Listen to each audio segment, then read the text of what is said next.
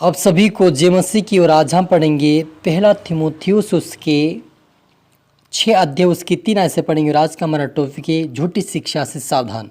लिखा है, यदि कोई और ही प्रकार का उपदेश देता है और खरी बातों को अर्थात हमारे प्रभु यीशु मसीह की बातों को अर्थात उस उपदेश को नहीं मानता जो भक्ति के अनुसार है, तो वह अभिमान हो गया और कुछ नहीं जानता, वरन उसकी विवाद और शब्दों पर तर्क करने का रोग है। हालेलुया। मिलकर प्रार्थना करें।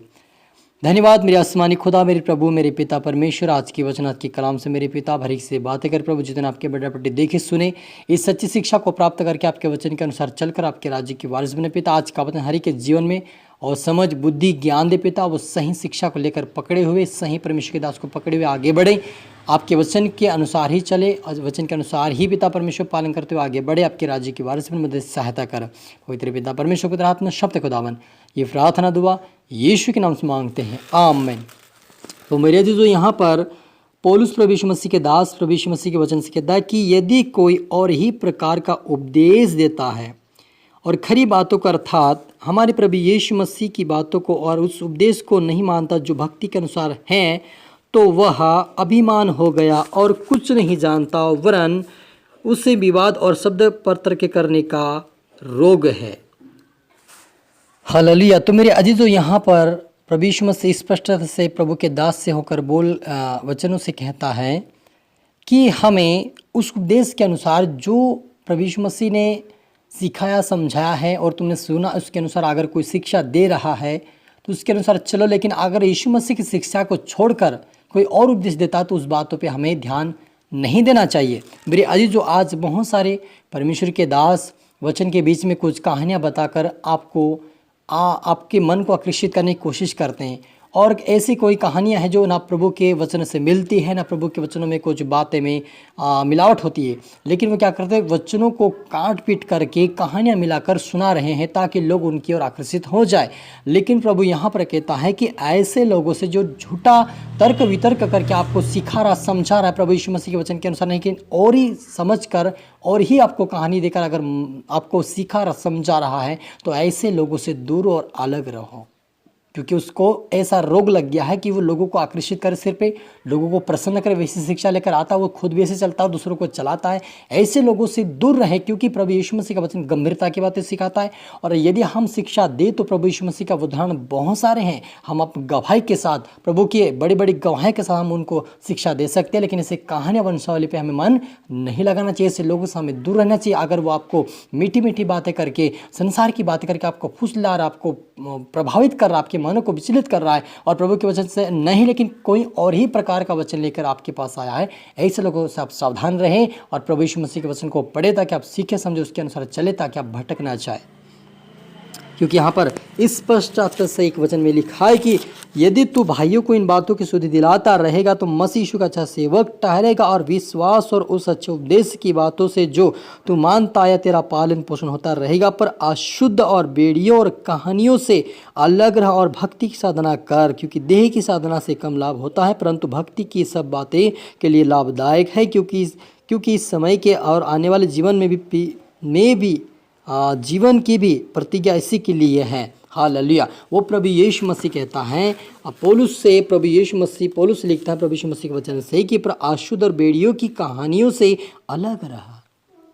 मेरे जीजो, आज बहुत सारे लोगों को आकर्षित करने के लिए कई प्रकार की कहानियाँ बताते हैं, लेकिन मुझे इस बात का दुख, ऐसी कहानी बताते हैं जो प्रभु के योग्य नहीं है, एक ठट्टू की बातें हैं, एक मनभावनी बात, ऐसी कहानियाँ हैं जिसको हम सुनने के बाद हमारा विश्वास भटक जाता है, सुनने के बाद हमारे मन को ठेस पहुँचता है। क्या ये बात हमें लाभ दे रही है? क्या ये बात हमें प्रभु में बढ़ा रही है? क्या? तो हमें ऐसी कहानियों के ऊपर हमें मन नहीं लगाना चाहिए, लेकिन हमें सत्य प्रभु के वचन के ऊपर ध्यान देना चाहिए कि प्रभु हमें क्या चाहता है, प्रभु किस प्रकार की शिक्षा चाहता है। वो तो कहता है कि अशुद्ध बेड़ियों और कहानियों से अलग रहो।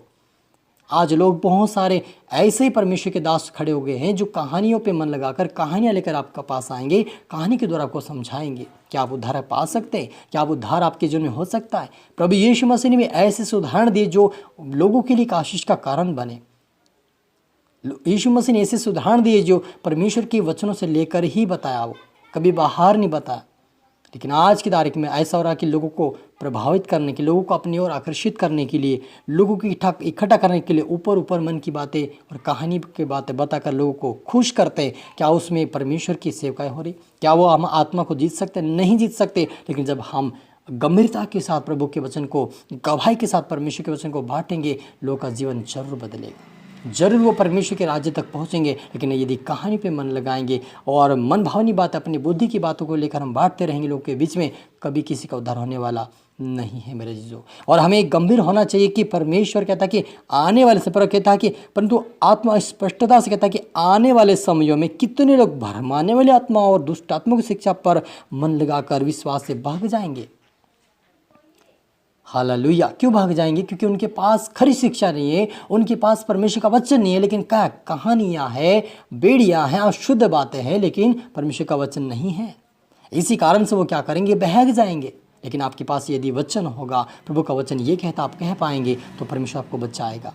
इसलिए आप और मुझे सावधान होना। यदि आपको कोई मीठी मीठी बात है, कोई कहानी और वंशावली की बात आपको बता रहा है, प्रभु के वचन को छोड़कर कोई और ही शिक्षा दे रहा है, ऐसे लोगों के ऊपर आप विश्वास ना करें, ऐसे दासों के ऊपर आप कभी विश्वास ना करें। क्योंकि बहुत सारे लोग कोई बिजनेस को लेकर आता है, कोई प्रकार की बातों को लेकर आते हैं और आपको क्या करते हैं? आकर्षित करते हैं।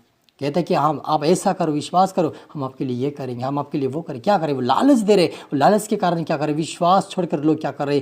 अपनी मर्जी का दास चुनकर भटकते जा रहे हैं। लेकिन आप ऐसा कभी ना करें। जो दास आपके घर में आए, जिस दास ने आपको सही रास्ता दिखाया, मार्ग दिखा, आपको चंगा किया, उसी का पालन, उसी का आदर करें और उसी के साथ रहे। आपके घर अगर कोई आता है परमेश्वर के दास, उसका भी आदर करो, लेकिन उनको प्रार्थना के लिए मत बुलाओ।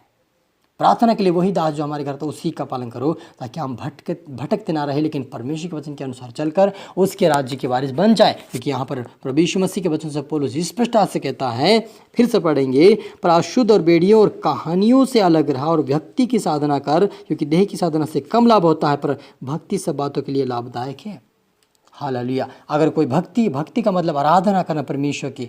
अगर आज बहुत सारे लोग क्या करते, एक दो गीत गाकर कहते कि लंबी प्रार्थना हमें नहीं करना चाहिए, लंबी आराधना नहीं करना चाहिए। लेकिन दाऊद दिन भर आराधना करता, तब भी वो थकता नहीं था, लेकिन परमेश्वर के संग रहता था, क्योंकि वो आराधना करने वाला व्यक्ति था। ऐसा हमें भी आराधक बनना है। वचन हो सकता आधा पौन घंटे की हो सकता है वचन, लेकिन आराधना लंबी है आपके पास, परमेश्वर का वचन आपके पास है, तो आपको लोगों को जीत पाएंगे और आपके पास परमेश्वर के लोग और दौड़ कर आएंगे और आपके द्वारा परमेश्वर बहुत सारे लोग आशीष पाएंगे। जैसे आप बनेंगे वैसे आपके पीछे आने वाले लोग जो नए हैं आपके जैसे बनेंगे। इसलिए आपको ठोकर कारण नहीं बनना है, लेकिन हम दूसरों के लिए आशीष का कारण बनने के लिए हमें प्रभु के वचन के अनुसार चले, ताकि हम खुदावन के राज्य के वारिस बन जाएं। मिलकर प्रार्थना करें।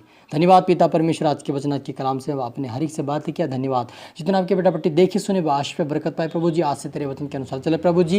ये कहानियाँ वंशावली पे मन ना लगाए पिता, लेकिन आपके सत्य वचन को सुने, सीखे, समझे, आपके वचन के अनुसार चलकर आपके राज्य के वारिस बने पिता। हर एक का जीवन आपके योग्य बने, आपके द्वारा हर एक व्यक्ति आशीष बरकत पाए। मदद सहायता कर मेरे पिता।